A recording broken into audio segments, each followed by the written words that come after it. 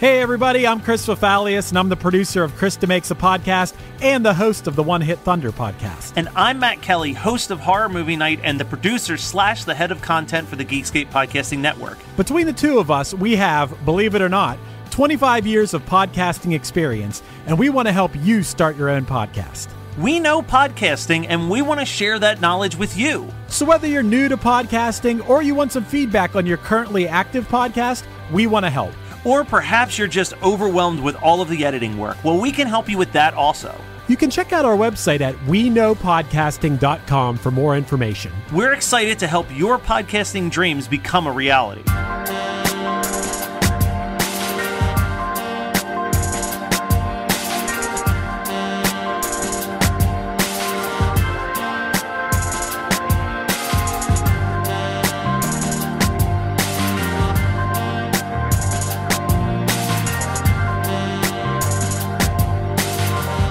It's like fucking spring, right? So like Sure. Easter candy is out, and I fucking love the Cadbury cream eggs. Cadbury caramel egg, but See, like love it. I bought two 5-packs yesterday. I thought it was like the small ones. You know how they make like the little tiny ones? I was like, all right, I can take two. They were the big boys. They're the big boys. So, like every day after I eat my lunch, I'm like, guess I'll go for a little dessert. A Cadbury chocolate is the best chocolate. I like the caramel one though. I think I like the cream ones. I just never. Everyone has a preference. Either like one or the of other, course. or you fucking hate both. Which like how I don't know. It's my favorite candy of all time. When it comes out like around like February, March, like I'm just like I can't resist. I know. see it and I like grab like 5 of them. Wait, what are your weird pregnancy cravings? Anything specific? Not really. Just like I just want French fries all the time. Oh, okay. But, Well, like, I always want French That's fries. what I was just gonna say. It didn't change from me not being pregnant. But like we got Tom's the other night and I like housed the cheese fries. Like Kenny didn't stand a chance to get a dip in that cheese. Like I was like, because you know how I feel about the cheese whiz at Tom's. I love a good cheese Oh, whiz. me too. I love cheese. Oh God, me too. Me too. But let's get into it. Yeah, we got producer Brat here with us. Hey. All three of us mic'd up just the way we like it. Yes, I think the three of us have been mic'd up for all of 2021. Yeah, for the most part. Matt's a wannabe. He wants to be in our group. It's more so that like every time that I don't have the mic in front of me is like an episode where I have things to say and then I have to like edit around the fact that you just hear me like, Yeah, true. And we're always like, producer Matt said. Yeah. So it's probably just easier. We're talking Crazy Ex-Girlfriend Season 1, Episode 1. This episode is dedicated to Corn Muffin 19. You wrote us a review in June 2020, and it took us a while to get here, and we're not proud. But we got here. But we did it for you. We did it for you. To be fair, producer Matt watched the whole show because of this review. No one likes a suck up. No. We do. Thank you, producer Matt, for holding it down for us because me and True. Julie did not watch the whole show. We only watched the pilot. In our defense, since COVID, like Netflix and Hulu just keep coming out with these new short series, Yeah. and they've been like consuming my fucking life. I agree with that. So it's like really hard for me to watch any. Like I'm in the middle of How to Get Away with Murder, and then I watched Ginny and Georgia because I'm just like, Yeah. We're going to do an episode on that, people. which for I sure. finished it. So Yeah. I it's good, finished right? it in like a day and a I half. thought, no, we'll save it. Okay. Save it for the pod. I loved it, but I thought it could be better for sure. But anyway. Yeah, we'll get into it when we do this episode because I am Yeah. getting too jittery right now to talk about it because I just finished it today. So we Yeah. gotta stop. Okay. Okay. Crazy Ex-Girlfriend Season 1, Episode 1. This is called Pilot, I think. Yeah, let me read something interesting from the Wikipedia page about Crazy Ex-Girlfriend. So, throughout its 4-season run, the show consistently drew low ratings while receiving rave reviews from critics and winning awards. It's one of the lowest rated shows in television history to be renewed through 4 seasons by its parent network. Despite this, the show has a notable cult following, with the cast selling out various live performances on tour after the show's conclusion, which is crazy. Like, I, first of all, love that. I believe in tiny shows.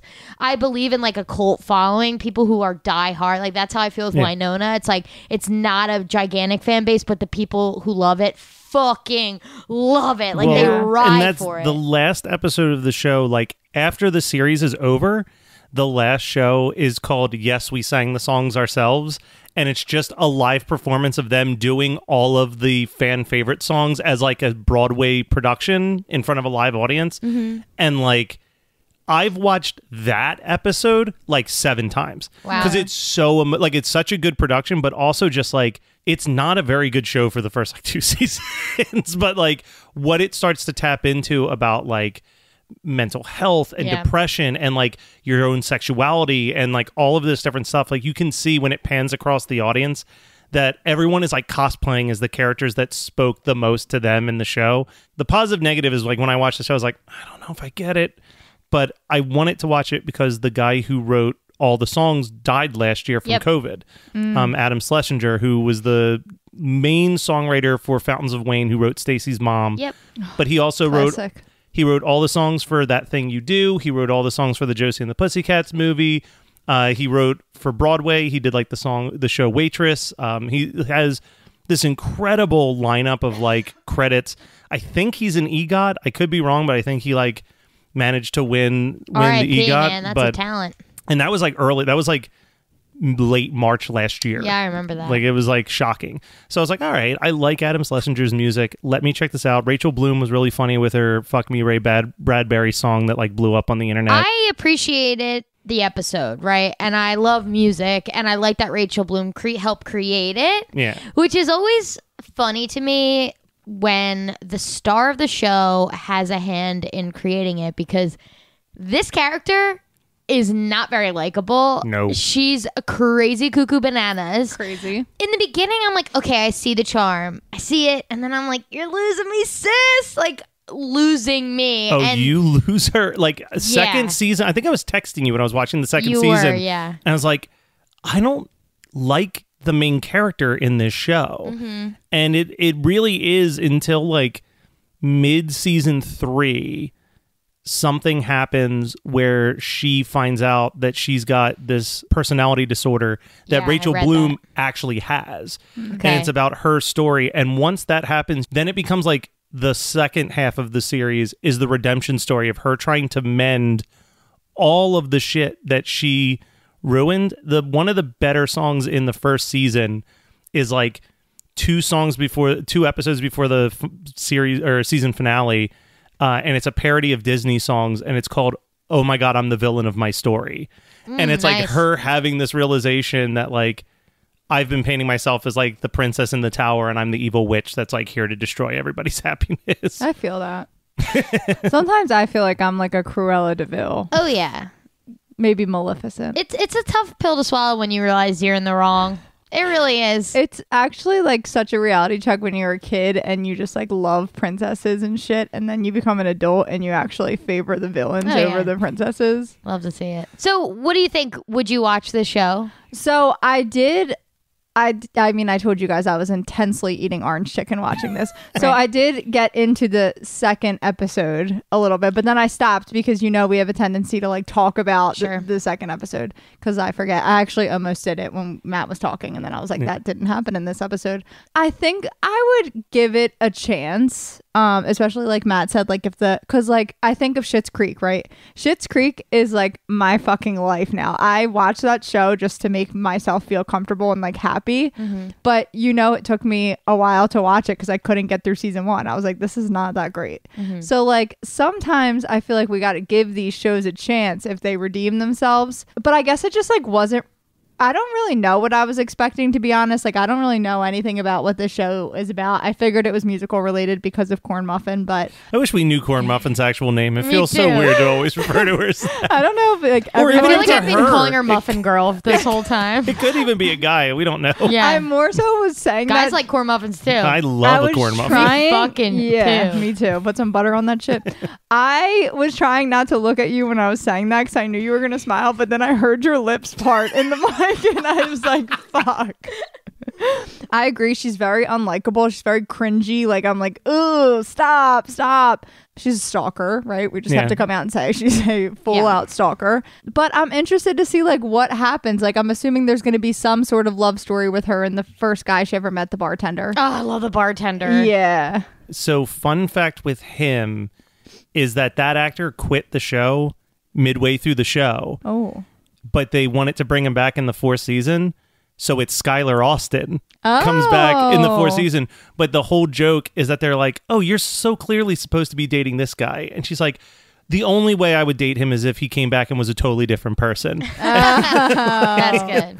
I like that they acknowledge it. I hate when they try not to acknowledge like a character change and it's like an obvious character change. Oh, yeah. I can't stand. I mean, Just like acknowledge it. If it's a fun show in general. like Jason and PLL. I mean, they couldn't acknowledge they it. recast in that everybody. show. But yeah, like I remember watching the first season and being like, that's The not fun fucking part's Jason. about like something like Jane the Virgin or this. Like it's a fun show. They can be self-aware and kind of do a wink at the camera and say, "Oh, like make that line," and it goes over well. Yep. Listen, I would love to have this in my back catalog because I've seen every other CW show in the world, right? Yeah.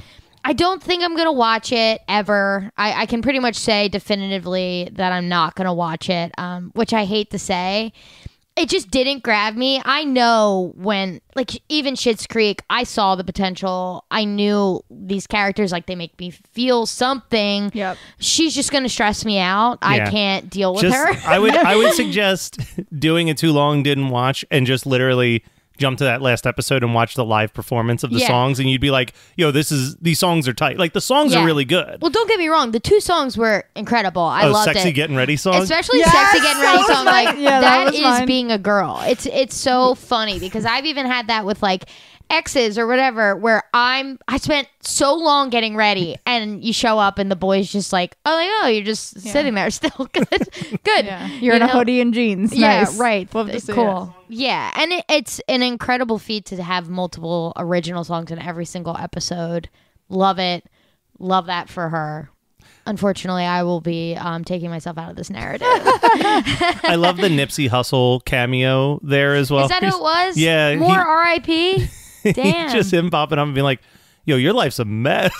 it. Yeah. Matt, if you told me that the show ends like mid-season 1, it picks up and I'm gonna love her. Oh no, then it's a big commitment, Right, and so and I'm that's not the doing thing. it. I think I said on like because I talked about it on Horror Movie Night, and I was like, I don't know, watch the pilot, get a vibe for it, and then just like dive into like season 3 and just watch the recap at the start. This episode, you don't get the theme song, but they wrote a new theme song for every single season that was like a completely different genre, which was kind of fun. Same lyrics or No, completely, because like each one, the definition of crazy in each season is very different. So like this one, it's like, oh, she's a stalker crazy.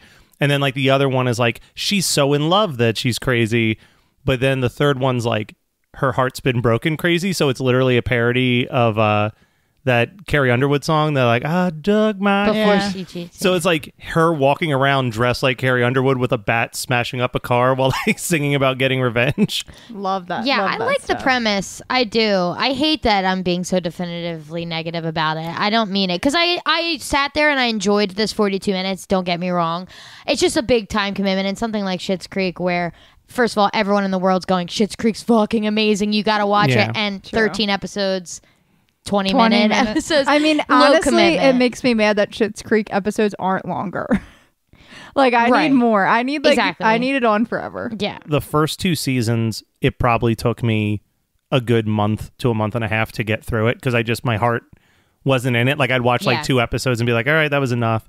It really wasn't until like season 3 when it took like the turn into like heavy drama midway where I was like, okay, well now I really want to see like where this is going. What's her story? Like it became like way more intriguing instead of, it's way too cringy for me to like ever binge it. And I don't think I'll ever revisit it. Like it's not a show Yeah. that I think, oh man, I gotta own these DVDs. I gotta hear the commentary tracks. I gotta like watch it a million. Like, Well, no, I'm good. Yeah, the fun thing about that is exactly what you said. You watched that last episode with the song 7 times, and that's good enough for you. Yeah. Like that'll recap the whole series for you, and that'll give you your whatever. But should we walk? Not we don't have to walk through it, but it's funny because in the beginning it starts off as her as a teenager, and I was like, okay, she's a crazy ex-girlfriend. This makes sense. This tracks. And then they show her immediately like she's gonna make partner or junior partner at her law firm, and I'm like, I couldn't even imagine that. Like if she's this batshit crazy, like we've seen in this episode, I'm surprised she even got that far. Yeah. Like I'm surprised she got that far in corporate New York, America.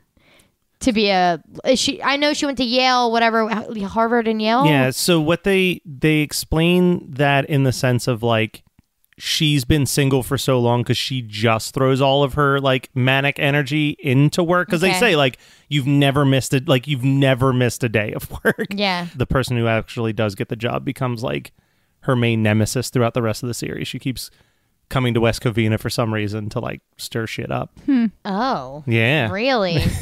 What's the person at work's name? The chick who's like trying to out her. But then they become friends. They are best friends through the rest of the show. Like it's like a strong ass friendship from there. Let me tell you, the whole episode I'm going, what is this? Why does this person care? And then that conversation they have on the lawn at the party is like the last 4 minutes of the episode. By then I had already written the show off, not gonna lie. That scene made me go, oh fuck, okay, I kind of like this, you know, like it redeemed it. Paula, it redeemed it for me. I was like, this is charming. I love a friendship because they're both nuts, two nuts people that I can deal with. One crazy person that we're following around. It's like they didn't establish a core enough group. Like I liked the bartender, and then I ended up liking Paula once she ended up being like not really a threat. She was just like feeling left out, whatever. But I think that's what the pilot lacked for me, is like a squad, because I don't always fall in love with the main character right away, but at least there's like a group of people where you're like, okay, you know. And Paula throughout the series, you kind of get the vibe that she might actually be more insane than the main character. I mean, yeah, just from that, to like the point that like the first season, the main plot point is that her marriage is falling apart because she's spending all of her time trying to get this girl back together with the guy that she dated for 2 weeks. Yeah. She'll like break into people's houses. She'll install cameras in people's like phones and stuff. Like she like just becomes like a techie genius who just can hack into people's lives, and it's insane. Like they hint at that in the sense that she like very quickly gets onto the computer and it's like, you have messaged this person 86 times. Yeah. Could you imagine if that was a thing? Like people could tell how many times you like looked at their profile or something? I would die. Death. I would die. Death. That is like an actual death sentence. There's two things that. What even is the main character's name? I just blanked on it. Amazing question. Because we keep No saying fucking the main character, and it's gonna bother me. Rebecca Bunch. Rebecca. Okay. Okay, because when somebody says that at the end, I was like, is that her name? That doesn't ring a bell. Doesn't sound familiar to me. Go ahead. Before she runs into summer boyfriend for 2 weeks, Josh, she's praying and she says, is it amen or amen? And I feel that. Like, what is it? Honestly. I say amen. Amen. But at church, they say, amen. You know. Yeah, totally. I think the Jesus-y people would say it's amen. But us Delco ass people say amen. Amen. Amen. Okay, so that was just funny. I was just like, yeah, same. I really don't know. Blessed. And then the other thing that I think we can all relate to is when she moves to California and she sends Josh a text. Oh my God, and then it's she's so good. Waiting for him to text back. So like I have sent like what we would call like a risky text. So like that could range from anything. Like it could have been like me and Kathleen didn't talk for a week and I was like fucking stressed that like we're fighting. I need to like acknowledge this. So like I send this along to like it could and then be you that. have to do something. Yeah, or like a boyfriend, like me and Kenny like feel it. Oh my God. So I fucking feel that. Like when one time, this was like early on into me and Kenny's relationship, we went on a break and I literally had to change the tone that when he texted me, so I knew it was him, because exactly where she's like brushing her teeth and she runs out and it's like about like her data or something on her phone. Like, yes, like your phone goes off and you're just like, fuck. And then it ends up not being the response. I love the voiceover as she's texting him too, because it's just like, you said if I was in town, give you a buzz. Well, buzz. B emoji. Yeah. She's so cringe. Like, oh yeah, seeing if you want to go out for dinner, coffee, breakfast. Like, I'm like, just fucking say drinks, damn it. Why are we making this so complicated? The scene I liked was when she's declining the promotion to junior I don't even remember what happens. I wonder if I wrote it down. But I remember going, okay, I was trying so hard to like her. It, yeah. And to like her. She's like, the time, sometimes it's just the time. And like she's spinning in the chair and the people are like, who? Where are you going? Chicago? Boston? Like, it's like, could they possibly want her that much? It's shocking because I don't. I know. And then the law firm was like so excited to have her. Oh, in Daryl's California. the best. Daryl is probably my favorite character. Her boss. Yeah. He has such a weird arc throughout the show. One of the more popular songs in the show is called "I'm Getting By," and it's when he realizes that he's a bisexual. Oh, nice. I wish I could comment more on other things that I liked. Oh, It's all right. God. Well, there's some of the things that you truly disliked. Or was it really just like trying to get over that Rebecca Bunch hurdle? We're losing Corn Muffin. I don't know. I just think she's crazy. I think, and not in a fun like someone like you sit down, you watch Jane the Virgin. She's just Oh, like charming Jane. the pants off of you. You know, She's a or very like I said lovable actress. about though, the in group general. thing. It's like, think about Grey's Anatomy, right? You're introduced to Ellen Pompeo and Patrick Dempsey, and then you Hot. go and there's a whole intern clan, and it's like, say for some reason it's like, fuck Ellen Pompeo for some reason, fuck Meredith Grey.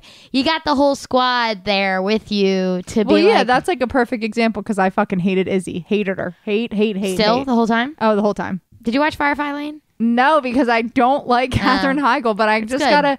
gotta just be like, block that out. It's Mm-hmm. not. I'm putting me and Catherine's relationship like too personal. I love 27 Dresses. I won't play. I watch Knock You Up a lot. Yeah. Some might say she could be the queen of rom-com. Let's not get into that. Oh, So goodness gracious. So I'm glad that you brought up Jane the Virgin, though, because I do think that like this show and Jane the Virgin they're very similar in the sense of like they were extremely ambitious CW swings. You know what I Yeah. mean? Like, like it was like, okay, CW's kind of known for like charming teen shows with like a little bit of edge was like kind of their thing. And then out of nowhere, you just have like, oh, we're going to do a modern day telenovela, and oh, we're going to do a musical every single week for 4 years. Like that's crazy. Jane the Virgin is so fucking good. I know. I can't wait to watch that in the spring. But Rachel Bloom guested on iZombie as the singer in the cold open, and then she dies. Yeah. Yes? She gets murdered, and then, yeah, whatever. But I remember thinking during that iZombie episode, because I remember, like, I'm always just like Googling the shit out of these shows as I watch them, right? And they're like, Rachel Bloom guest on blah, blah, blah. It's like a CW crossover, not really. But I was like, yay! Like, I can't wait to watch Crazy Ex-Girlfriend next. But then, whatever. But like, just like Raul Coley, who's on Bly and who was from iZombie, guested on Supergirl. So then I started watching iZombie. Like, that's how I get into these shows. Yeah. But for some reason, I never pulled the trigger on this one. I respect it. I do. I respect think about the songs way more than I think about any of the plot points of the show, honestly. I like that it ties into her personality. Like, she's writing, like you said, like she has the multiple personality disorder, and she writes on the show. Yeah. Yeah, she's kind of like the guide for it, and they definitely hit like. It's not a perfect show, like I said. It's definitely not a perfect show. It's not a show that I'll revisit. It's a show I'm glad I watched.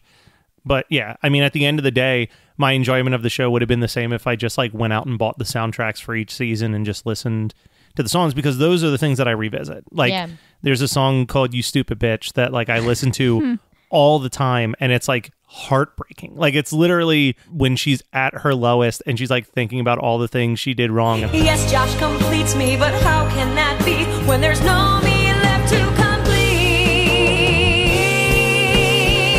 You ruined everything, you stupid bitch. Sing with me. You ruined everything, you stupid, stupid bitch. Yes, I deserve this. You're just a pooey little slut who doesn't think and deceives the people she loves. Now he knows I'm not some innocent lamb. He sees me for what I am, which is a horrible, stupid, dumb and ugly, bad and stupid, simple, self-hating.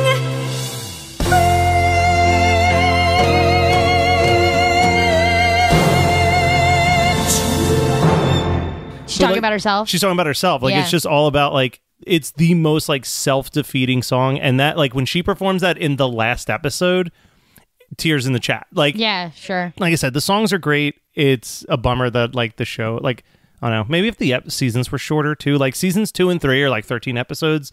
2 thumbs up, like perfect. Yeah. But like seasons 1 and 4 are like almost 20, and like those are big commitments, especially because season 1's, like I said, not that good. Yeah. So, Isn't it funny that you like the songs that are like so stupid? Like, I don't know if you guys have seen the movie Popstar. yeah. I love the songs from the movie Popstar. Yeah. Love it. Like, have you seen Popstar? Mm-mm. Oh my God, you have to watch it. Kenny, that's like Kenny's favorite movie. It's so stupid. It's basically Andy Samberg? Yeah. It's basically like Never Say Never from Justin Bieber, but like making fun of it. I think that's what I assume it's supposed to be making fun of. But the songs are so good. They're so stupid. They're so Like typical. the fuck you, Bin Laden. Oh my God. Wait, She told me to fuck her hotter than the U.S. Fuck Bin Laden. That's the word. It's so fucking, and like, Mona Lisa, you're a stupid piece of shit. It's like so stupid, but they're catchy. Anyways, though, back to this episode. That's how I felt about the Get Ready song. I was like, yes, I'm like vibing with this. My dream is to be in a real life musical where I can just bust out in song. Of course. Like if I could wake up and be like, "Good morning, Aston." That's lit. That's not bad. Folks. Like that's good. That's good stuff. I think that the Sexy Getting Ready song is like the standout song from this episode. Yeah. But I actually think my favorite is the reprise of West Covina at the very end, where I love like call response stuff where 2 characters are singing 2 different things and then they land on the same word. Yeah, Richard Gere. Yeah, the Richard Gere, and she's like, I need to change gear. Like, that part is because she's just listing all the people that she thinks that this romance is going to be like, and it's like she names like Twilight in there. Yeah. All right. So, any other thoughts on Crazy Ex-Girlfriend? No, I think we can wrap it up. Yeah, again, I just wanted to say I respect you, Rachel Bloom. I think I'm glad you got 4 seasons. I'm sure this was your passion project. Yeah. Matt watched it for you, Yeah. and Corn Muffin. I'm so sorry. Yeah, I guess I didn't like it, but if you have another recommendation, I would still take your recommendation. Well, so one thing I gotta say is credit to Rachel Bloom, who in more than one episode is like just putting her body out there at all times, and writes a lot of jokes about her weight, which is she even had him in this one. yeah, like it's the Spanx. she goes all in for it. But also, if you have a show that you think we should at least watch the pilot of and discuss, you can send us an email and tell us to check it out at myfavoriteepisodepodcast@gmail.com. Yep. Let us know. I'll watch literally anything. Literally. The thing about this was, I wonder if I would have enjoyed this more if I wasn't taking notes and having to speak on just one episode. That's tough. It's tough to leave exactly what you said, Joel. Not Schitt's Creek's a bad example for me because I loved it right away. But I don't always love a show based off the pilot, right? I mean, the pilot is the toughest episode. You lose, it's make or break, right? And I've watched more than one episode of a show I didn't like on the pilot. That was a backwards way of saying that. And then ended up loving the show, right? And this was like, I really wanted to like it. I'm taking notes. I know I have to speak on just this episode. And I think that might take away from it a little bit, honestly. Fuck this podcast. I'm not doing this anymore. Yeah. The note taking is a commitment. Julie doesn't fucking take notes. Let's see your notes. Let's see your goddamn notes. Oh my God, I just deleted it. But Sure. She used to, I mean, I'm going to defend Julie on this one. Back in the day with her notebook, she would roll in with like 2 pages of handwritten notes sometimes. I remember But on now one I of my have you. early episodes, Yeah, your first episode, you just took took her them notes and started reading them. yeah, see, that's what shows. what? You just always have to run the show. Kathleen, stop. I was kidding. The cold no, look. I'm not giving her a cold look. Yes, she is. Anyway, Okay. that's Crazy Ex-Girlfriend. Matt, any sign off for Crazy Ex-Girlfriend? Yeah, I mean, like I said, all the songs are on Spotify. Go check them out. Cool. Yeah, I'll probably end up watching that episode to round out my Crazy Ex-Girlfriend experience. That'll be it. 2 episode, but that's okay. This girl watches every TV show in the world, so sometimes I just can't fit them all. Yeah, there's just not enough time. If I could quit my job and only watch TV, I would. 100% you would. Yeah. All right, so that wraps it up for today. Tune in next week for another episode of My Favorite Episode. Love y'all. Love ya. Love ya.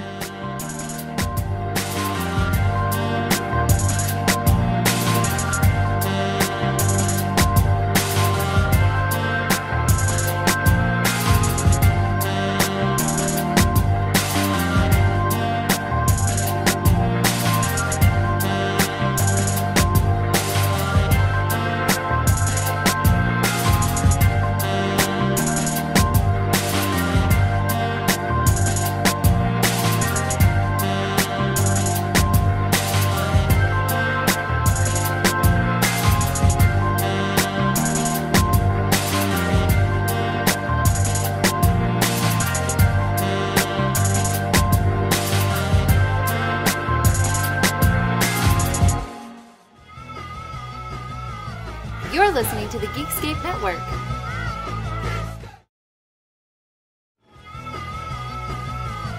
You're listening to the Geekscape Network.